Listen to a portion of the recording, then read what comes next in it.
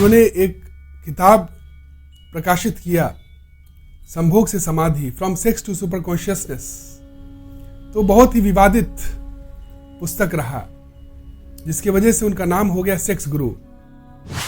और जो लोग उनको एडवांस लेवल पे समझे हैं, जाने हैं, वो जिद्दू कृष्णमूर्ति को भी इनकार नहीं कर सकते हैं, क्योंकि ओशो के केंद्र में जिद्दू कृष्णमूर्ति ही है। जो ओशो थे वो कृष्णमूर्ति के बहुत बाद में अपना जो टीचिंग्स प्रीचिंग्स स्टार्ट किए। शुरुआती दौर में कहा जाता है कि वो भी कृष्णमूर्ति को सुनते थे। तो टेक्निकली जो कृष्णमूर्ति हैं वो ओशो के गुरु भी अब बोल सकते हैं। ओशो एक लीला किए, लीला मतलब सेल्फलेस प्ले, ताकि बहुत लोग उनसे जुड़ सके, बहुत लोग सच से कनेक्ट हो सके। नमस्कार दोस्तों,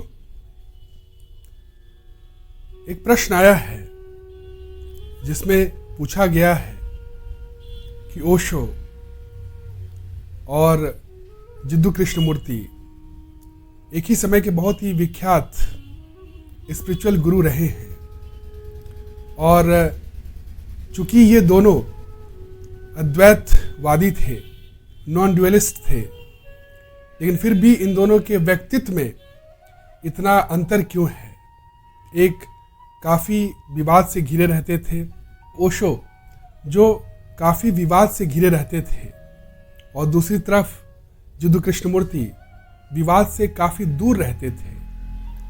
तो ऐसा कैसे हो सकता है जब दोनों का फिलॉसफी, जो कोर जो टीचिंग है, एसेंस जो है, वो एक ही है, फिर भी दोनों के व्यक्तित्व में इतना डिफरेंस क्यों है। तो ये सवाल बहुत अच्छा है, बहुत गहरा है। आज इसी सवाल पे बात करेंगे। ओशो और जिद्दू कृष्णमूर्ति बिल्कुल वो दो सर्कल की तरह हैं, जिनका सेंटर एक है, जिनका केंद्र जो है वो एक है, रेडियस अलग है। जिद्दू कृष्णमूर्ति अपने रेडियस को सीमित रखे, लेकिन ओशो अपने रेडियस को बड़ा रखे और बढ़ाते चले गए। बस दोनों में यही अंतर है।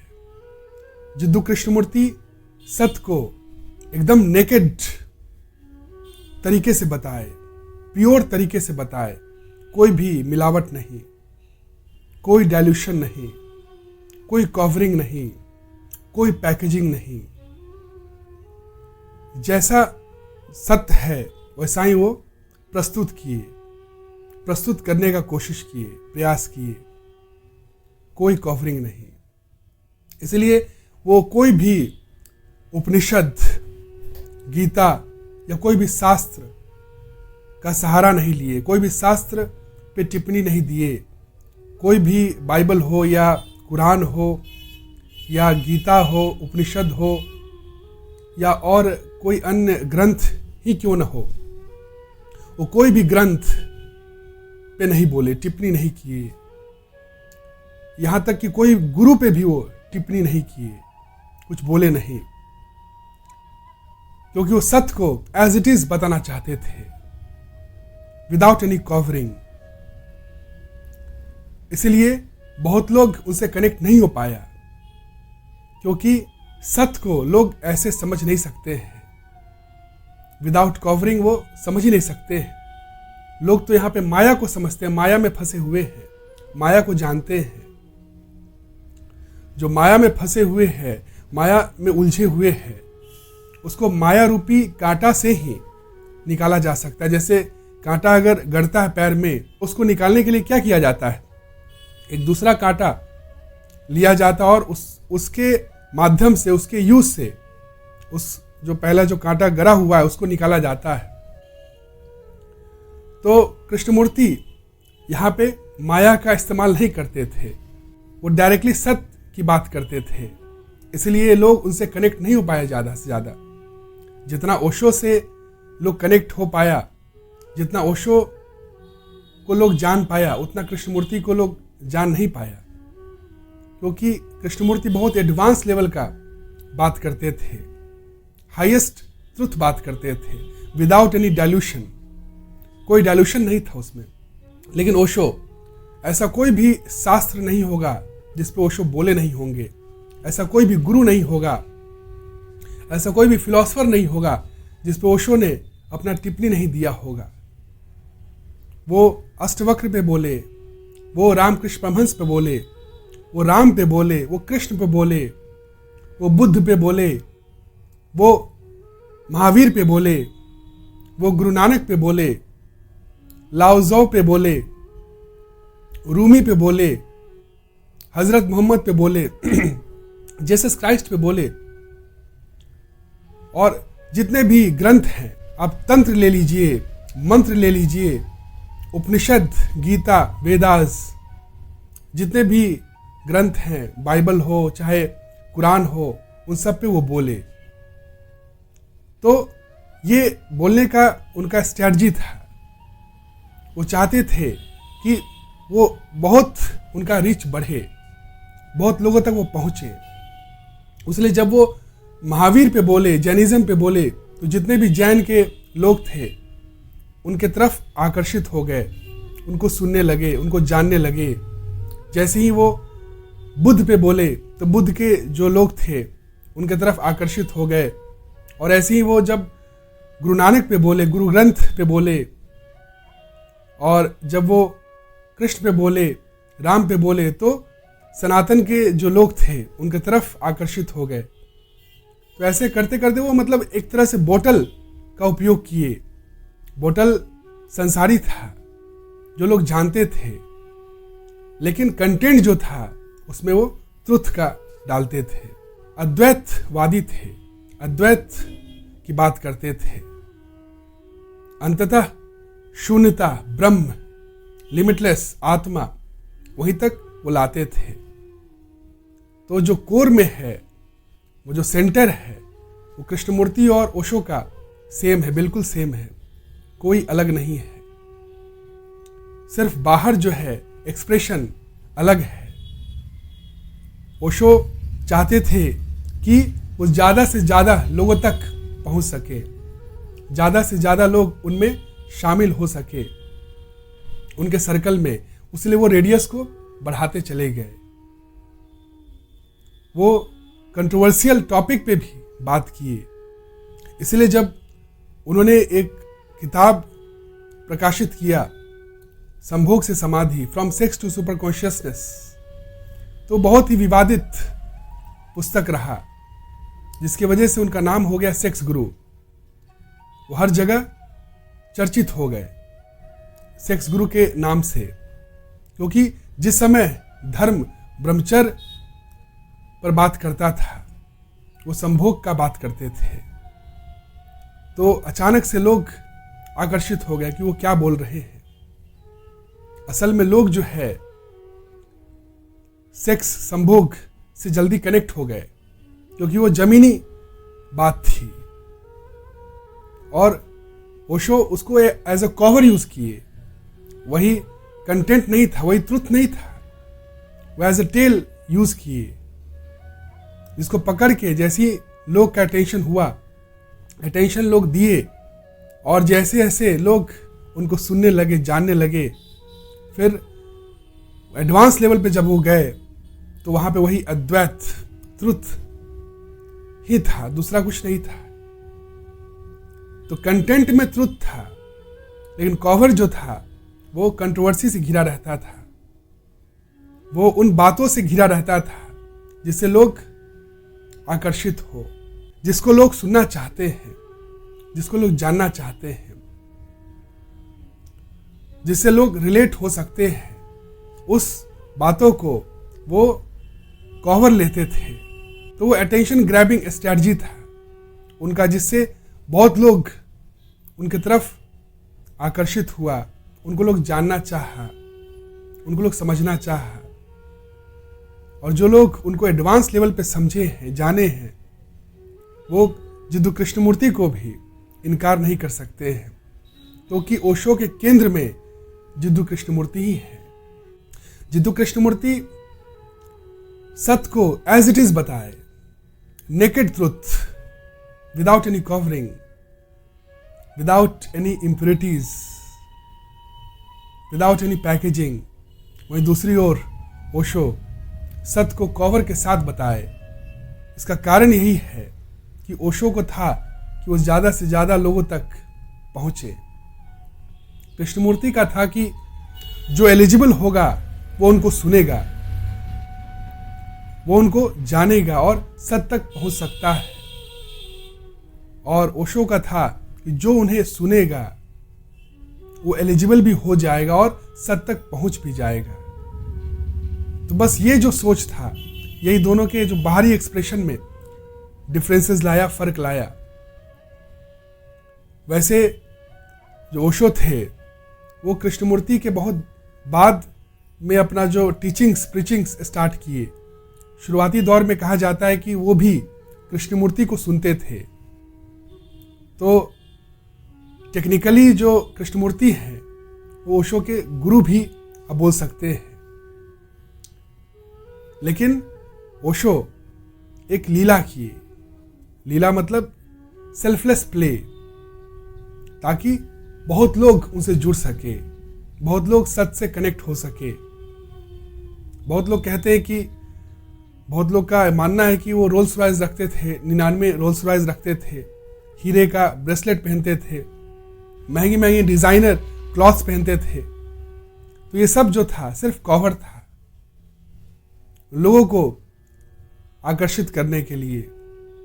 अटेंशन ग्रैबिंग स्ट्रैटेजी था, जिससे लोग आकर्षित हो सके और अंततः जब लोग उन्हें सुनने लगेंगे, जानने लगेंगे, तो कोर तक भी पहुंच जाएंगे। और कोर में सिवाय ट्रुथ के और कुछ नहीं था, सिवाय शून्यता के और कुछ नहीं था, सिवाय ब्रह्म के और कुछ नहीं था, सिवाय आत्मा के कुछ नहीं था। तो वहां तक लाना चाहते थे लोगों को। तो बाहरी जो भी वो कवर के तौर पे यूज करते थे, वो एज अ टेल यूज करते थे, जिसको पकड़ के लोग बॉडी तक भी पहुंच सकते हैं, जो मेन कंटेंट है वहां तक भी पहुंच सकते हैं। ओशो को कृष्णमूर्ति के प्रति बहुत ही आदर था, सम्मान था। और ये उस समय दिखता भी है जब कृष्णमूर्ति अपना शरीर त्यागे थे। उस समय ओशो 5 या 6 पेज का कॉन्डोलेंस लेटर लिखे थे, जिसमें उन्होंने अपना प्रेम और जो सम्मान था कृष्णमूर्ति के प्रति वो जाहिर किया था, और साथ ही साथ दुख भी जाहिर किया था। वो बोले कि जो आदमी 80 साल तक समाज सेवा करता रहा, लोगों को सत्य का ज्ञान देता रहा, उसके लिए जब वो मरा, जब वो अपना शरीर त्यागा, तो मीडिया वालों ने सिर्फ एक छोटा सा आर्टिकल, बस वो भी फ्रंट पेज पे नहीं, मिडिल पेज पे एक छोटा सा आर्टिकल कहीं कॉर्नर पे वो लगा दिया कि कृष्णमूर्ति अब नहीं रहे। तो ये देखकर वो अपना दुख जाहिर किए कि मीडिया वालों ने उन्हें नजरअंदाज कर दिया। जो इतने बड़े स्पिरिचुअल गुरु, जो संसार के लिए, लोगों के लिए सत्य का प्रचार करते रहे, अपने बुढ़ापा तक वो सत्य का प्रचार करते रहे, और उसको मीडिया वालों ने नजरअंदाज कर दिया मरने के बाद। तो इस बात के लिए वो दुखी थे। तो आप सोच सकते हैं कि कितना सम्मान करते थे ओशो कृष्णमूर्ति का। ओशो कंट्रोवर्सी में घिर के भी चाहते थे कि लोग उन्हें जाने। अच्छा, वो ऐसा नहीं था कि वो बोलते थे और कंट्रोवर्सी हो जाता था। वो ऐसा ही बोलते थे कि जिससे कंट्रोवर्सी हो, जिससे लोग उन्हें जाने, क्योंकि वो जानते थे कि जैसे जैसे लोग उन्हें जानेगा, उन्हें समझने लगेगा, वो सत्य तक पहुंच जाएगा। बहुत लोग मेडिटेशन टेक्निक से जुड़ पाए। एज अ बिगिनर भी उनसे लोग जुड़ सकते हैं, और एडवांस लेवल तक भी पहुंच सकते हैं, लेकिन कृष्णमूर्ति से बिगिनर्स जुड़ नहीं सकते हैं। बिगिनर्स को कुछ समझ में नहीं आएगा। कृष्णमूर्ति का जो स्पीचेस है, जो डिस्कोर्सेज है, वो बिगिनर्स को समझ में नहीं आएगा। वो काफी हाई लेवल का है, क्योंकि वो प्योर ट्रुथ है, कॉन्सेंट्रेटेड ट्रुथ है, वो डाइल्यूटेड ट्रुथ नहीं है। इसलिए आप देखोगे कि जितने बिगिनर्स हैं वो ओशो से ज्यादा अट्रैक्टेड होते थे, क्योंकि वो रिलेटेबल बात करते थे। वो जमीनी जो बात है उससे कनेक्ट करके बात करते थे। इसलिए बहुत लोग ओशो को जानते हैं, लेकिन कृष्णमूर्ति को नहीं जानते हैं। लेकिन जो भी ओशो को एडवांस लेवल तक जाना है, वो कृष्णमूर्ति को इनकार नहीं कर सकता है, अवॉइड नहीं कर सकता है, क्योंकि ओशो के केंद्र में कृष्णमूर्ति है। कृष्णमूर्ति कॉन्सेंट्रेटेड ट्रुथ पे बात किए, नेकेड ट्रुथ पे बात किए। इसमें कोई मिलावट नहीं, कोई इम्प्रिटीज नहीं। इसलिए उनका रिच जो था वो ज़्यादा बढ़ा नहीं, क्योंकि लोग माया में उलझे हैं। वो माया से ही रिलेट हो सकते हैं, वो ट्रुथ को समझ नहीं सकते। और अगर उनको ट्रुथ तक पहुंचाना है तो क्या करना होगा? माया रूपी कांटा का ही इस्तेमाल करना होगा। और जो ओशो किए, ओशो उस टॉपिक पे बात किए जिससे लोग रिलेट हो सके, और तब जाके वो हाईएस्ट जो डिस्कोर्सेज है उनका वहां तक वो सुन सकते हैं, समझ सकते हैं। तो यही है दोनों में जो डिफरेंसेस है, जो मेजर जो डिफरेंस है वो यही है। ओशो कंटेंट प्लस कवर दोनों के साथ वो प्रेजेंट करते थे ट्रुथ को। वही दूसरी ओर युद्ध कृष्णमूर्ति केवल कंटेंट में ट्रुथ रखते थे, कोई कवर नहीं था, विदाउट एनी कवरिंग। इसलिए वो ज्यादा फैल नहीं पाए, उनका रेडियस ज्यादा बड़ा नहीं हो पाया। वही दूसरी ओर ओशो का रेडियस काफी बड़ा हो गया। इसमें गीत, संगीत, आर्ट, भजन सब कुछ इसमें आपको मिलेगा। इसमें मेडिटेशन भी एक से एक मेडिटेशन है, मेथड्स है।